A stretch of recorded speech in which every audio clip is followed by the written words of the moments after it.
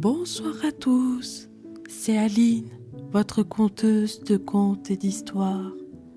L'histoire de ce soir s'appelle Le voyage du petit papillon. Il était une fois, dans une petite clairière au cœur de la forêt, une chenille nommée Léa. Léa était née au printemps, lorsque les fleurs s'épanouissaient et que les arbres bourgeonnaient. Son corps était rayé de vert et de jaune, et ses petites pattes la portaient avec grâce. Elle aimait explorer chaque recoin de la forêt, grignotant les feuilles vertes avec appétit. Léa était comme toutes les autres chenilles, mais elle avait un rêve secret. Chaque nuit, elle regardait les étoiles scintiller dans le ciel et imaginait ce que serait de voler librement comme les oiseaux. Elle se demandait comment ce serait de planer au-dessus des arbres, de sentir le vent caresser ses ailes et de découvrir des paysages inconnus. Un jour, alors qu'elle se reposait sur une feuille de mûrier, elle rencontra une vieille coccinelle sage du nom de Mireille. Mireille avait vécu de nombreuses années et avait vu le monde sous toutes ses formes. Ses ailes étaient tachetées de rouge et de noir, et ses yeux brillaient d'une sagesse profonde. Mireille s'approcha de Léa et dit d'une voix douce : « Bonjour, jeune chenille, je vois dans tes yeux le désir de quelque chose de plus grand. Veux-tu savoir le secret de la métamorphose ?» Léa hocha la tête curieuse.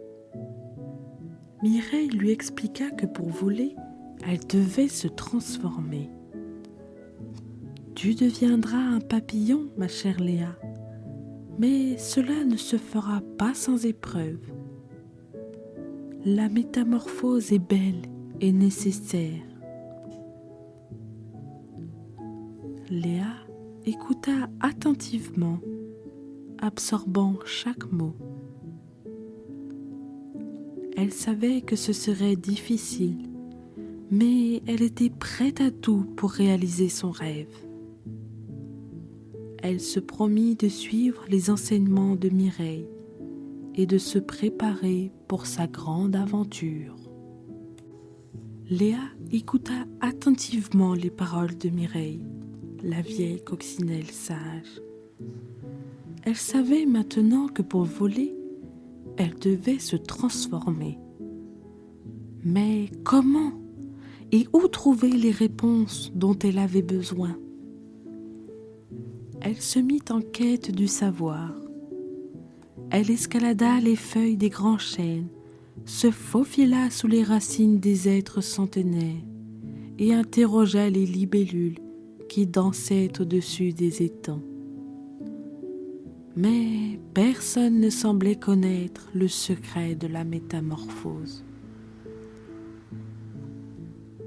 Un jour, alors qu'elle se reposait sur une fleur de pissenlit, elle rencontra une araignée tisseuse du nom d'Héloïse. Héloïse était réputée pour sa sagesse et sa connaissance des mystères de la nature. Ses pattes fines filaient d'étoiles d'une beauté incomparable. Léa s'approcha d'Héloïse et lui raconta son rêve de voler. Héloïse sourit et dit : « Ma chère Léa, la métamorphose est un processus complexe, mais il commence par la transformation intérieure. Pour devenir un papillon, tu dois te connaître toi-même. » Héloïse lui enseigna les secrets des étoiles, des saisons et des cycles de la vie. Elle lui montra comment méditer en observant les gouttes de rosée sur les pétales de fleurs et comment écouter le chant du vent dans les branches des arbres. Léa apprit à regarder au-delà de sa chenille extérieure et à explorer son monde intérieur. Elle découvrit des émotions qu'elle n'avait jamais ressenties auparavant: la patience, la persévérance et la confiance en elle-même. Chaque jour, elle se préparait pour sa grande transformation. Elle tissa un cocon autour d'elle-même, se cachant à l'intérieur. Pendant des jours et des nuits, elle se transforma lentement. Elle se sentait vulnérable et incertaine, mais elle se souvint des paroles réconfortantes d'Héloïse. La métamorphose est belle et nécessaire, se répétait-elle. Ainsi, Léa continua sa quête du savoir, cherchant les réponses dans les étoiles, les arbres et les cœurs des autres créatures. Car elle savait que la métamorphose était bien plus qu'un simple changement physique. C'était une transformation profonde de l'âme. Et dans l'obscurité de ce cocon, Léa attendit patiemment le moment où elle pourrait enfin s'envoler vers le ciel. Léa tissa un cocon autour d'elle-même, se cachant à l'intérieur. Le monde extérieur s'estompa et elle se retrouva dans l'obscurité. Les jours et les nuits se confondirent et Léa se transforma lentement. Elle se sentait vulnérable et incertaine. Son corps chenille se liquéfia et elle se demanda si elle survivrait à cette métamorphose. Mais elle se souvint des paroles réconfortantes d'Héloïse. La métamorphose est belle et nécessaire. Dans le cocon, Léa se concentra sur sa transformation intérieure. Elle se remémora chaque feuille qu'elle avait grignotée, chaque brise de vent qui avait caressé son dos rayé. Elle se demanda ce que signifiait vraiment voler. Était-ce simplement battre des ailes ou y avait-il plus?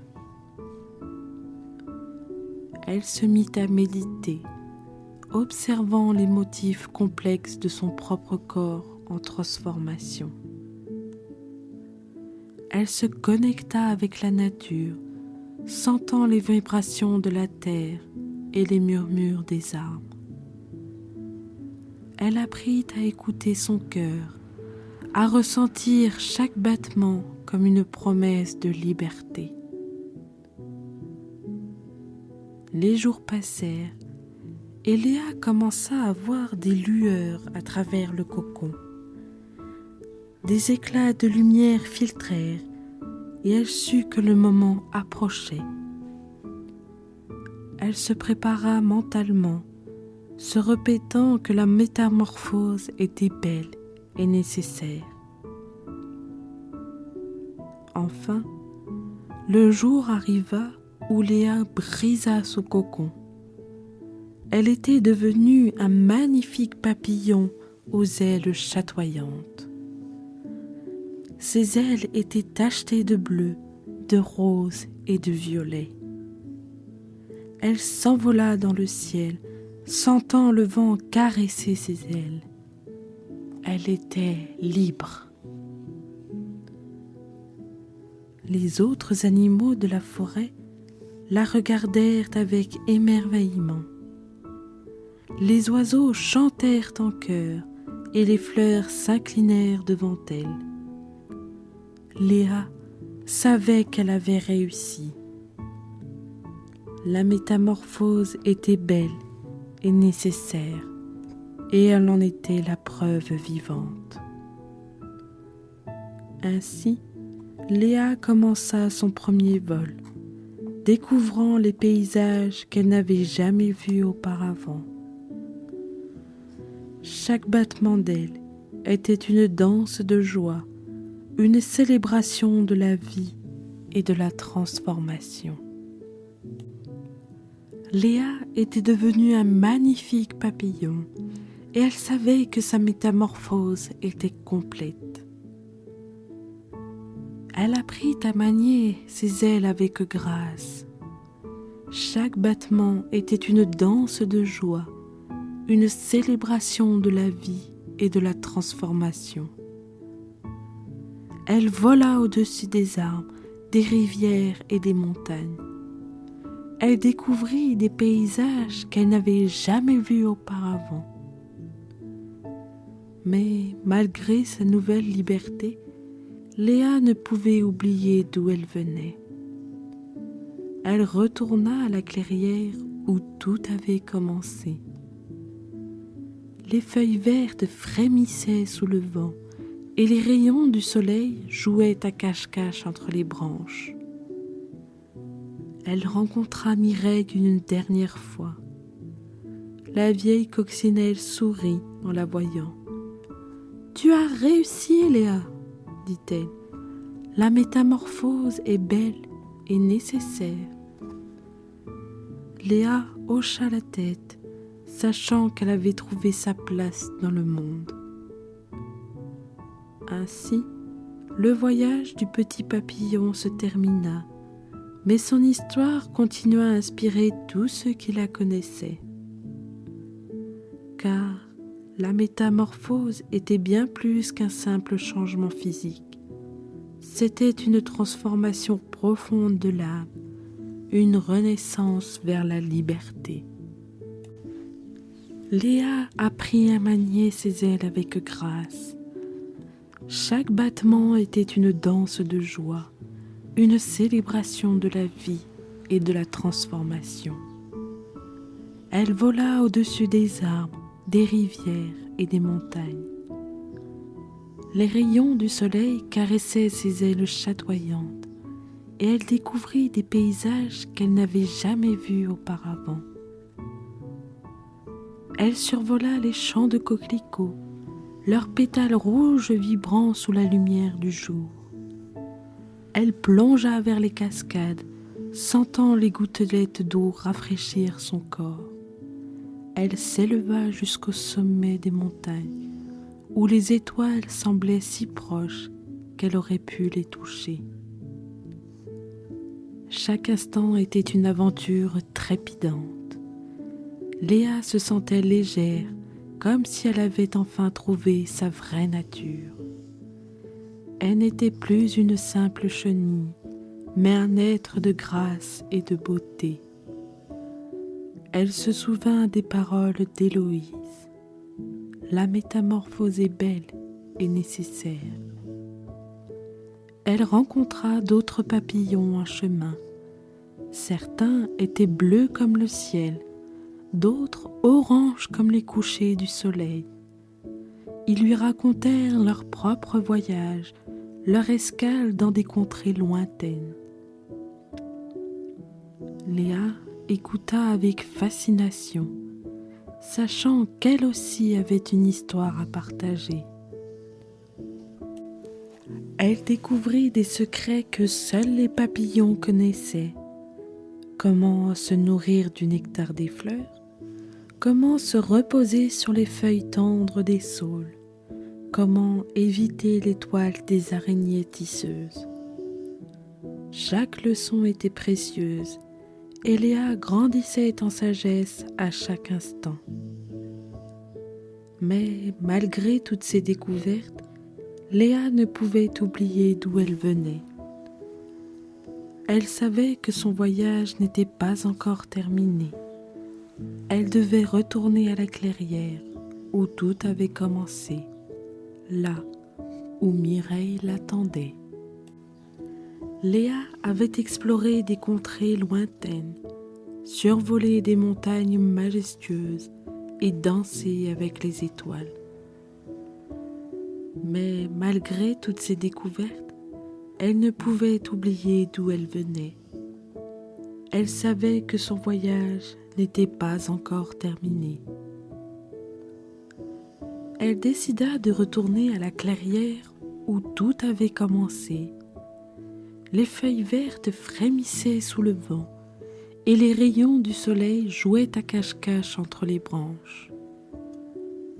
Léa se posa sur une fleur de pissenlit, se remémorant chaque étape de sa métamorphose. Elle attendit patiemment, sachant que Mireille l'attendait. La vieille coccinelle était là, assise sur une feuille de trèfle. Ses yeux brillaient d'une sagesse profonde et elle sourit en voyant Léa. « Tu as réussi, Léa, dit-elle. La métamorphose est belle et nécessaire. » Léa hocha la tête, reconnaissante pour les enseignements d'Héloïse, les encouragements de Mireille et les leçons de la nature. Elle se souvint de chaque moment de son voyage, les champs de coquelicots, les cascades, les sommets des montagnes. Chaque battement d'aile était une danse de joie, une célébration de la vie et de la transformation. Mais maintenant, elle était de retour. Elle avait trouvé sa place dans le monde, une créature de l'air et de la lumière. Elle se posa à côté de Mireille, et les deux insectes restèrent silencieuses, contemplant la clairière. Léa savait que son histoire continuait à inspirer tous ceux qui la connaissaient, car la métamorphose était bien plus qu'un simple changement physique. C'était une transformation profonde de l'âme, une renaissance vers la liberté. Et dans le doux murmure du vent, Léa entendit le message réconfortant. La métamorphose est belle et nécessaire. Merci à vous d'avoir écouté cette histoire. Si cela vous a plu, n'hésitez pas à vous abonner, à liker et à activer la cloche des notifications. À bientôt pour de nouvelles aventures.